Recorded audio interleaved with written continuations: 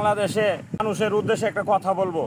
বাংলাদেশের কোম্পানিরা যে সিন্ডিকেট শুরু করছে আমাদের সাধারণ মানুষের উপরে, যা সিন্ডিকেটের কোনো শেষ নাই।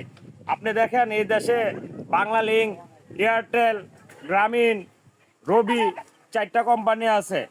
এই কোম্পানিগুলো আপনাদের আমি দেখাচ্ছি। এই যে বাংলালিংক আমার একটা কোম্পানি, দেখেন 36 সেকেন্ডে সে আমার 4 টাকা 32 পয়সা কাইটা নিছে। তো আমার টাকাটা তো অবৈধ টাকা না, আমার টাকাটা তো 2 নম্বরই টাকা না।